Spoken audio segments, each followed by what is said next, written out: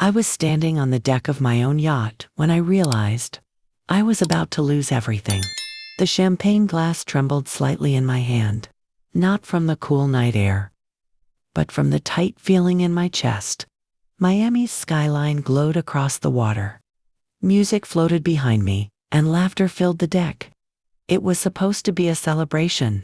Instead, it felt like the calm before a storm. Before we begin, a huge thank you to all of you. We've officially hit 100 subscribers. It's a small milestone, but a big deal for us. Now, our next goal is 1,000 subscribers. Please hit the like button, subscribe so you never miss a story, and tell me in the comments where you're watching from and how you're doing today. Your support truly keeps this channel going. Now, let's continue. The yacht Blue Mercy was mine. Or at least, it had been. My late husband and I had built our shipping business from a single rusted boat, and years of sacrifice, sleepless nights, frozen hands, missed birthdays. When he passed, this yacht became my sanctuary. The last place where I could still feel him beside me. Across the deck, my daughter Chloe laughed, her silver dress catching the lights. She looked beautiful, confident, grown. Her arm rested on her husband.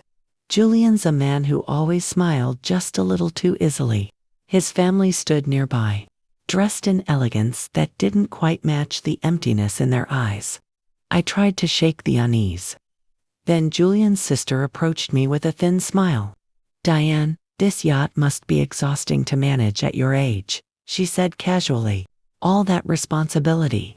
Before I could reply, Chloe appeared, gripping my hand tightly. "Mom, we have a surprise announcement," she said, her eyes shining but not with joy, with ambition. The music faded. A microphone crackled. Julian cleared his throat and smiled at the guests. "Tonight," he said, "we're entering a new chapter." My heart sank. Chloe stepped forward. "My mother has worked her entire life. She deserves rest. So we've decided it's time for her to retire." Retire. Applause scattered across the deck as my world tilted. She continued, calm and rehearsed. "Julian and I will now take full control of the yacht and business. Mom will be moving to a quiet apartment outside the city." I couldn't breathe. I leaned toward her and whispered, "I never agreed to this." She didn't even look at me. "Yes, you did," she whispered back. "You signed everything." And that's when I realized I hadn't been invited to this celebration. I was being removed. But what they didn't know was those papers weren't the end of the story. They were only the beginning. I felt the grip of shock as Julian's men in black suits moved toward me. Their hands were firm, professional, like they had been trained to treat me like cargo. My yacht, my life, and I was being escorted off it as if I were a stranger. I took a shaky breath and looked back at Chloe. The little girl who used to cling to my arms during thunderstorms was gone. In her place stood someone who only saw a title, a signature, a legacy to be inherited. My heart felt hollow, but anger began to stir beneath it. They led me to a sleek black car waiting at the dock.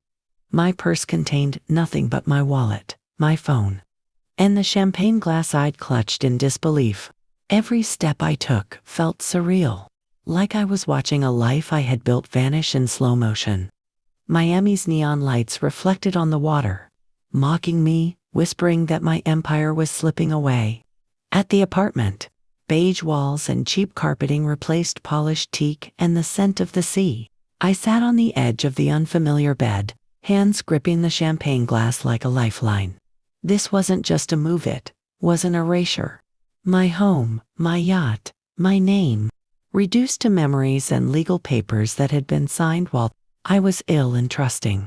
I remembered the flu, the fog of medication, Chloe's soothing voice as she handed me the documents, saying it was just insurance updates, nothing more. And I had signed them. With a weak hand and a trusting heart, I had handed over my life. But Thomas always told me that storms reveal who we really are. And I realized something. I wasn't finished. I wasn't broken. They had taken my yacht, but they hadn't taken my mind, my instincts, or my knowledge of every plank and hidden floorboard. The Blue Mercy still had secrets, and I knew where they were.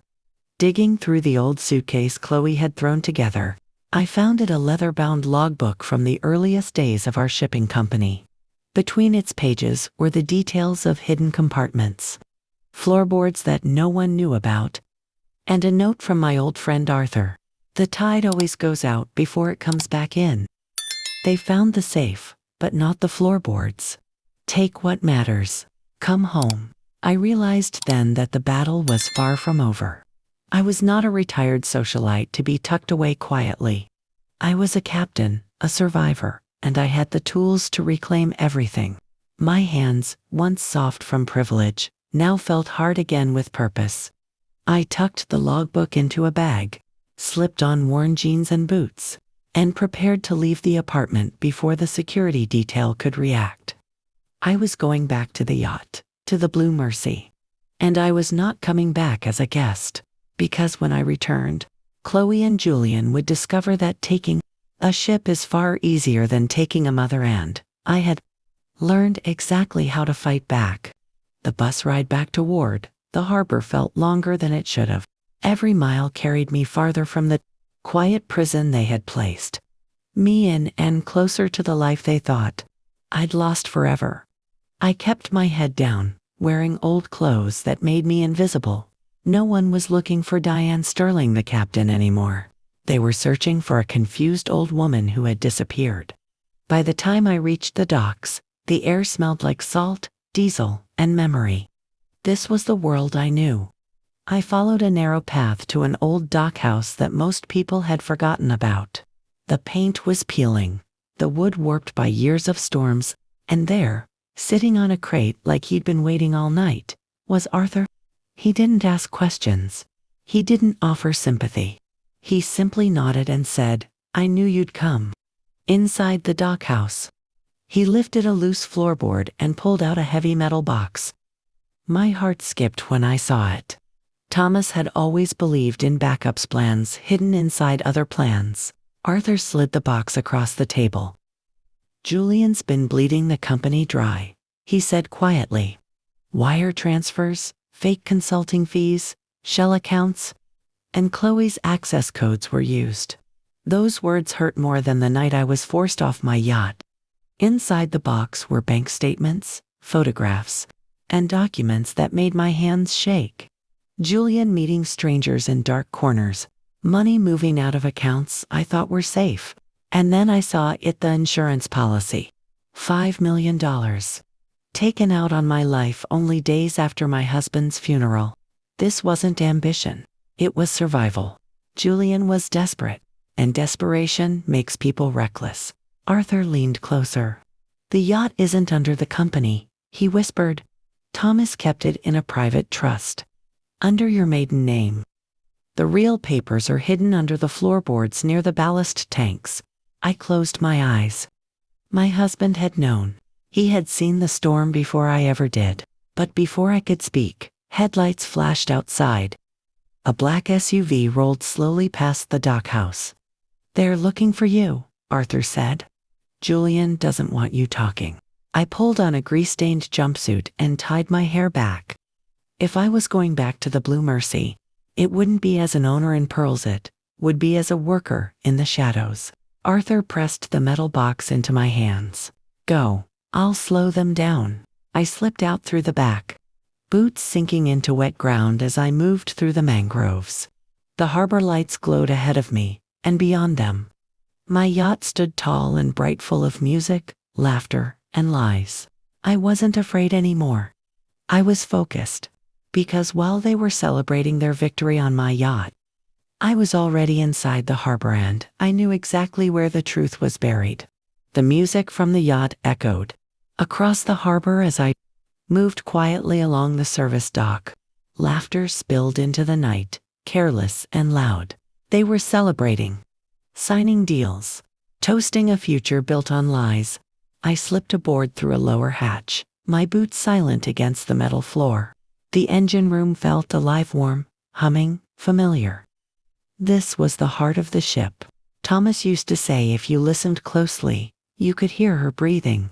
I followed the narrow passage toward the ballast tanks and dropped to my knees. My hands shook as I pried up the third floorboard, just like Arthur said. Beneath it was a sealed cylinder. There they were. The original ownership papers. The private trust documents. Proof that the yacht had never belonged to the company Julian claimed to control. Proof that everything he was doing was fraud. I held the papers to my chest and let out a breath I didn't know I was holding. Footsteps echoed above. I climbed back up just as the party reached its peak. Julian stood on the upper deck, pen in hand, Chloe beside him. She looked nervous now, pale, like she finally felt the ship shifting beneath her feet. I walked up the stairs. The music stopped. Every head turned. Julian's smile vanished. Diane, you're supposed to be resting. I rested enough, I said calmly. Now give me my pen. I laid the documents on the table. This yacht was never yours. You forged transfers. You stole money. And you took out a $5 million insurance policy on my life? Gasps rippled through the crowd. Before Julian could speak, flashing lights reflected off the water. Harbor police stepped onto the deck, followed by cameras. Julian's hands began to tremble. Julian Montgomery, the officer said. You're under arrest for wire fraud, forgery, and financial exploitation. Chloe stared at him. Is it true? She whispered. He didn't answer.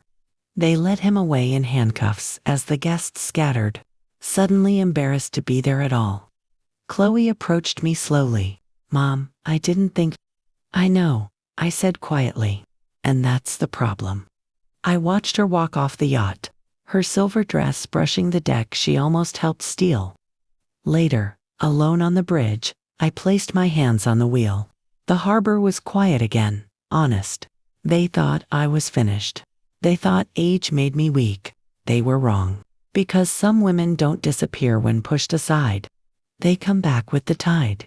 If this story touched your heart, tell me in the comments what city are you watching from. Don't forget to like, subscribe, and share this story so more people remember. No matter how old you are, it's never too late to stand up for yourself.